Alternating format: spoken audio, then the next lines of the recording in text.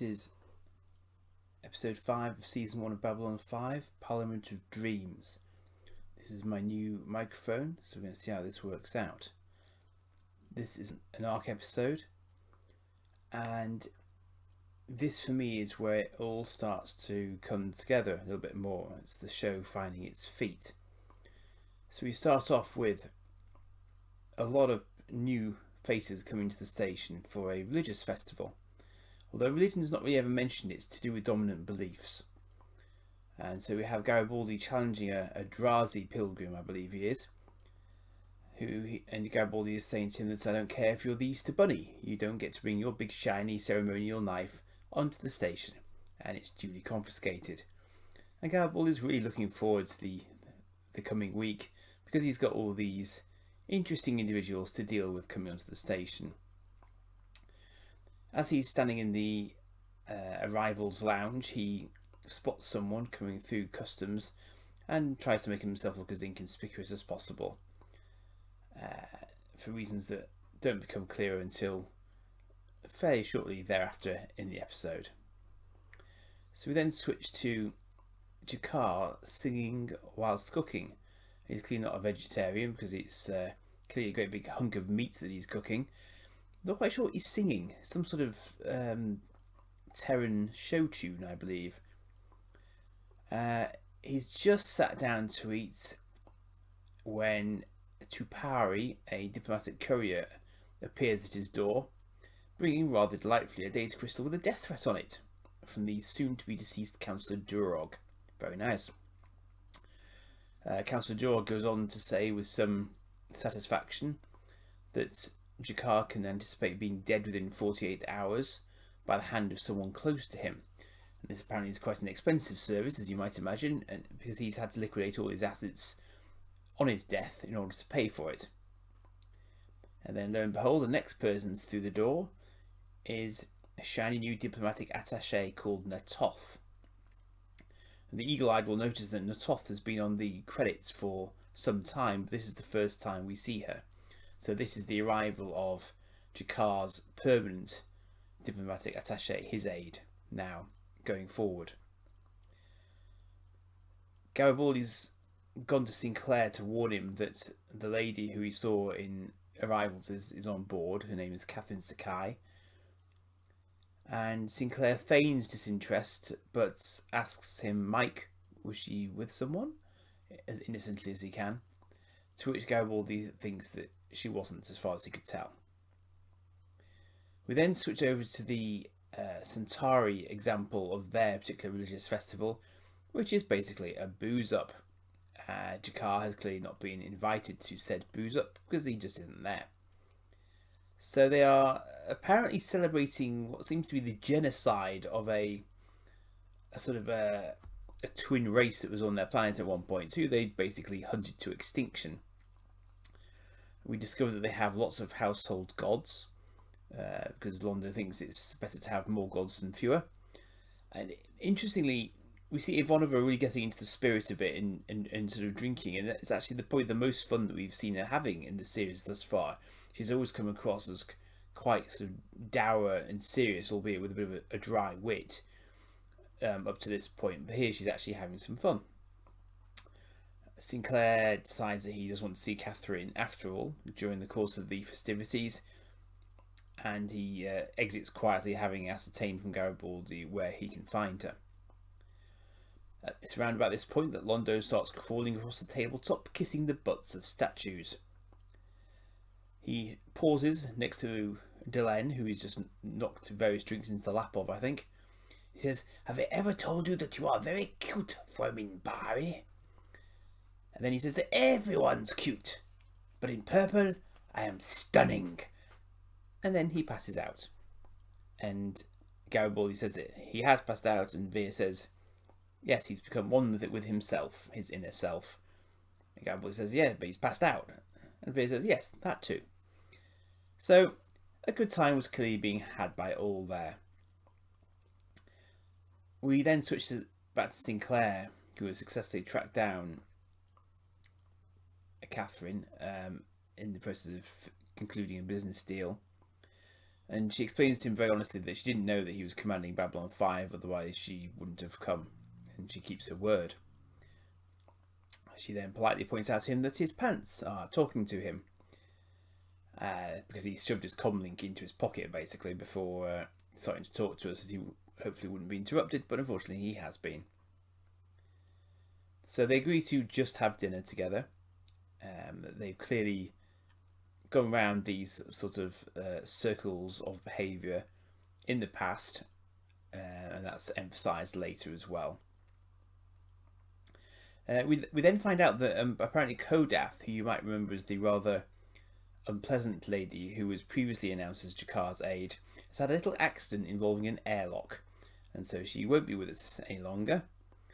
And Jakar is now, of course, grilling Natoth on the timing of her arrival, given the news that he's just received. Natoth is quite knowledgeable about the Assassin's Guild, the Fenta Mercure, and she tells them that they give a black flower, a death blossom, to their victims, which is actually, I think, is very decent of them. It's to let them know that they're about to be killed and that they might like to set their affairs in order before they are led to their untimely demises. So Jakar relaxes somewhat because he's not seen such a blossom. Unfortunately, the next time we see him, he's having a nice snooze in bed, and as he rolls over, he discovers a death blossom on the pillow next to him. So no more sleep for him. Natoth gives quite a good banter to Jakar on liking Earth girls at this point as well, which is quite amusing and is further emphasised by Garibaldi later in the episode. We now have the arrival of the final aide to the main ambassadors that we frequently see, and it is Lanier of the Third Thane of Jodomo, and he's clearly quite out of place here. He was a fish out of water on the station, but perhaps even more so than Veer was when he arrived. And he actually refuses to look at Delenn in her eyes when he arrives, because it's not the done thing in Minbar on Minbar rather to look at a member of the Grey Council, I think, in the eyes. And Delenn shows very sort of gentle amusement at his treatment of her. As we found out in Soul Hunter, Delenn's official title is that of Satai, and Lanier calls her that when he first sees her and greets her. But she says to him pretty shortly after that, as they're walking, that he absolutely cannot reference the Grey Council or Satai whilst he's on the station with her. And having heard this, he says that he doesn't understand why that should be the case, but he also goes on to say that understanding is not required, only obedience, to which Delenn agrees. And it's an interesting mindset, because like Veer, he's quite subservient, but unlike Veer, he's clearly been living in quite a sort of sheltered environment, so he doesn't really understand how the universe that he finds himself in really works. And it seems that Delenn has sort of taken him on under her wing because he's had good reports from Homeworld, basically. And she goes on to ask him about how things are. Meanwhile, Jakar, not wishing to involve the Earthers in his death threat situation, is harrying some muscle from the insectoid Nagrath, and who provides him with a suitably chunky alien to provide him with some bodyguard services. Meanwhile, Catherine and Sinclair are dining at the expensive Fresh Air restaurants again, and some old laundry is being aired as they say that they've danced this dance several times now, and it's apparent that they've known each other for a long time because they clearly started their relationship at the academy. So on this occasion, Catherine is sort of skipping to the end in a sense. She doesn't want to go down the old routes and would rather that they just start where they intend to start, basically. And they're both a little bit wary of this as a concept, but equally neither of them are particularly anti the other. They just never quite seem to get it together at quite the right time for either of them. So we now move to the the Minbari religious ceremony. And this is quite interesting because this is one of the times when I noticed something for the first time, rewatching the series on a small screen. And what happens here is that there's lots of sort of chanting. It's very spiritual, very calm, and as part of the ceremony, Linnea offers small red sort of berries or fruits to the assembled dignitaries. And I noticed that hilariously, Ivanova takes one, and Jakar's right next to her, and the scene shifts to focus on Delenn as she's speaking, and in the background you see Jakar swap his fruit with Ivanova's. So Paul Ivanova could have ended up with a poisoned fruit. Like, Jakar clearly doesn't give a stuff. He was sufficiently paranoid, so he's taken the death threat sufficiently seriously that he's actually opted to swap a fruit that was in a completely random order, so you couldn't have guaranteed which fruit anyone would get. And he swapped it with hers, and there's this lovely little thing that just goes on very quietly, subtly in the background, which I thought was hilarious when I noticed it this time round. There's a lot of sort of hidden backstory here to the words that Delenn is using. It will probably become more apparent to you later, so I won't go into the detail at this point, but it might be one of those ones where you come back to this episode and think, oh yeah, okay, get that now. And interestingly, she uses the phrase, and so it begins. And that phrase we've heard before in the series, so there's a sort of an echoing there of what's gone before. What else do we find out here? Jakar returns to his quarters to notice and bemoan the fact that his bodyguard wasn't at the ceremony when he was supposed to be. Goes into his bedroom to find the bodyguard sitting there waiting for him, as Natoth thought, and it turns out that the only reason he's sitting is because he's dead. So someone who's very quietly done away with his bodyguard despite him being sat in his own quarters. Garibaldi then gets involved in the case because Jakar couldn't presumably hide the body effectively. But again, Jakar's not being forthcoming as to why this bloke was here. He just says that he found him dead in his quarters. Right, likely. And Garibaldi finds some rather interesting Nika-based evidence in Jakar's quarters, and again that harkens back to his predilections for Earth girls, it would seem. Natoth then goes to stop Tupari from leaving the station because Jakar wants to question him further about the data crystal that he delivered earlier. And so she persuades him that it would be in his best ongoing well-being interests to return with her to her quarters, to Jakar's quarters. We then switch to Catherine again, and Catherine's having another business meeting, and the gentlemen are just about to leave when they note that a previous contract that she had with them has hit pay dirt, basically. So a planet that she's surveyed in her ship has turned up some valuable material called Quantium 40, and her contract says that she gets a cut of the profits from that discovery, basically, and it's a very large amount. And so she now needs somebody to celebrate with, and of course she doesn't know anyone else on the station apart from Sinclair. So she says cheers to herself at this point and then considers what she's going to do next. Jakar interrogates Tupari about where he got the crystal from, and it turns out that Natoth's dad gave him the crystal. So he's immediately suspicious about what her motivations really are. We then switch over to Sinclair's quarters where he's spotifying Tennyson, apparently. And Sakai basically says that she wants someone to celebrate with, and that's all she wants, and she's not asking for anything more. And she decides that she should go when Sinclair gets interrupted by a standard sort of comms request from CNC. But then he stops her leaving, and things get a little bit warmer between them. So we then cut back to Jakar again, and Jakar is online to Homeworld saying that he wants a replacement for Natoth, obviously because he doesn't trust her at this point. But then the female Narn who he's speaking to apologises for the fact that his mail should have been late. So basically she's saying that the courier who was due to arrive has been found incapacitated somewhat. And of course, it's at this point that everyone puts two and two together, and we realise that Tupari is in fact the Assassin's Guild representative who's here to do Jakar harm.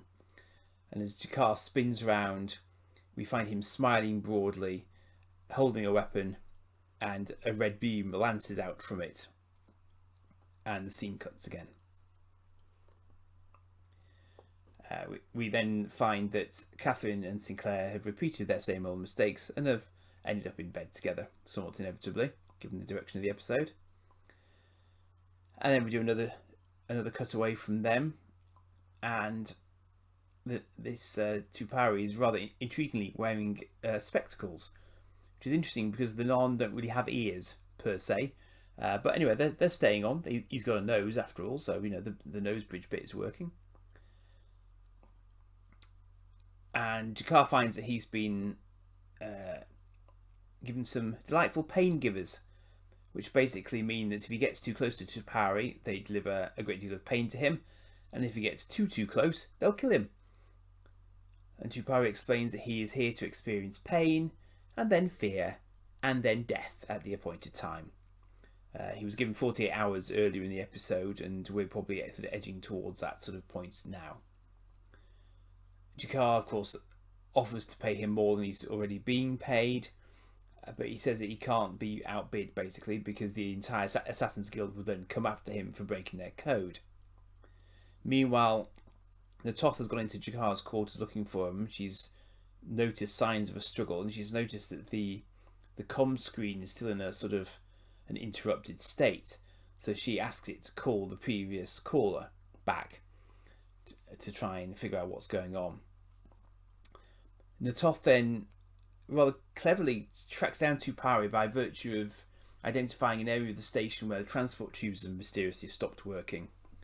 And she explains to him that she's his backup, basically.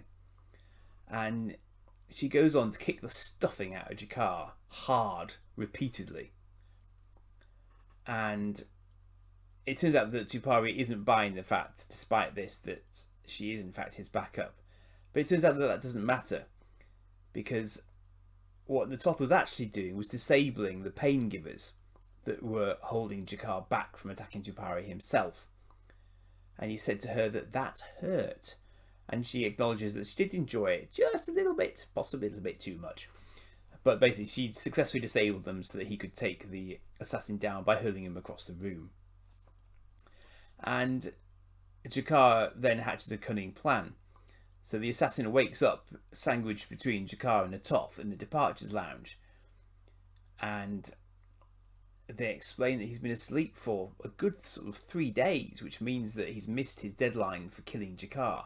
Not only that, Jakar has also deposited a considerable amount of money into the assassin's bank account, which of course is designed to make it look as if he's betrayed his pledge to Fenton McCur and has accepted a bribe in order to let Jakar live, which means that he is now a marked man and is going to be the subject of several assassination attempts on his own good self.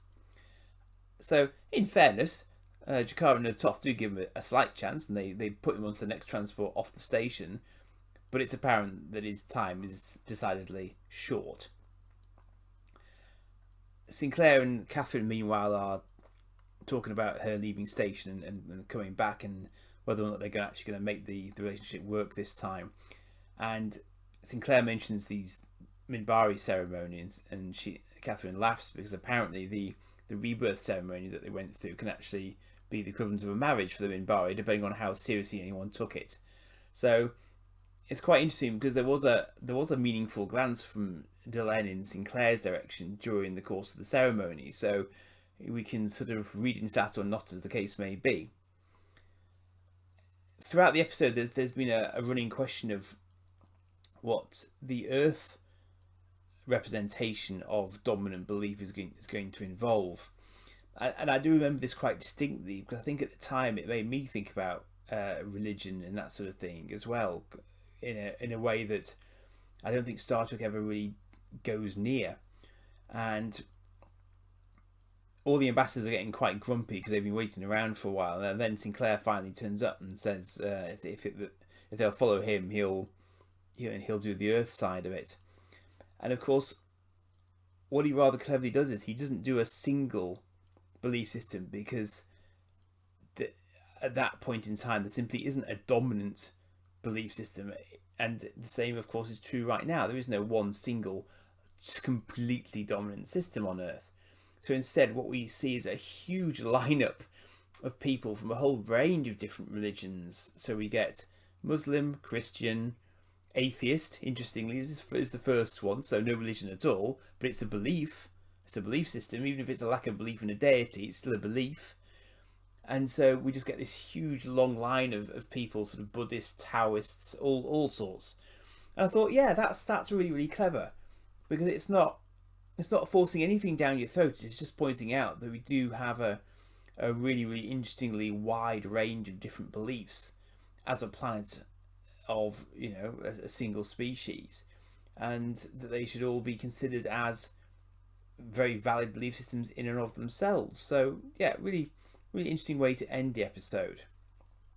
So this was an arc episode, because it was written by JMS himself, and there are little hints of various things here and there, but I think primarily what this does is it puts all the players on the board now.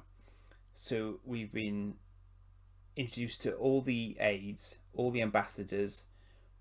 We have a bit of a love interest for Sinclair, which was kind of unexpected because we haven't seen any signs that was a major sort of side of his characters. This is really fleshing out his character quite a lot. And there's also reinforcement of his relationship with Garibaldi there as well. That Garibaldi was concerned that he'd spotted her and felt that he needed to give him a heads up as a friend, that he wasn't caught unawares by seeing her, knowing that they had a past relationship, and quite an up and down past relationship, it would seem, as well. So watching this again, it was really nice to watch this again, actually, because it did strike me as being the first episode where, we've got things like an Assassin's Guild, we've got the Minbari sort of religious order being established very clearly. We've got Jakar bonding with Natoth quite effectively, even though he's not quite sure whether or not to trust her to start with. And it's all feels like it's coming together. It feels like it's found its feet, and it stopped trying to start itself up, and it's established itself now. We're kind of off and running.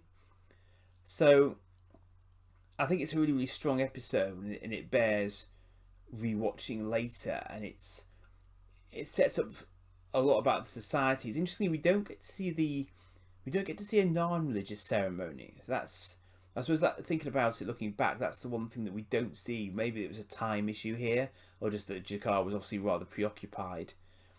We do find out more about non-religion later, but we don't see it at all in this episode. So I guess what we see here is kind of two extremes and a sort of midpoint. So obviously the Centauri are very sort of bawdy. They're very sort of party going, lots of gods, no single homogeneous deity. It's just very, very sort of party time kind of thing for them. That's kind of what's driving them. The Minbari are very much the opposite. They're very reserved. They're very dignified. And of course, we are sort of in the middle, because we do take our beliefs very seriously, but we have lots of them. So, again, from a universe building point of view, I think this is a really important episode, and it is an episode that moves the show on in subtle ways, because it's laying a lot of the groundwork for a lot of what's to come in terms of the different societies involved and the way in which people are going to evolve over time as well. And this is it's probably the end of the beginning, I would see it as, because this is all the important stones are in place now, so the foundations are kind of there for what's to come.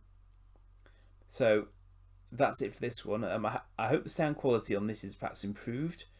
So it'd be interesting to get your feedback on how you find the sound quality on this video as compared to the earlier ones, which were more Heath Robinson. And I hope you'll join me for the next one. Thanks very much for listening.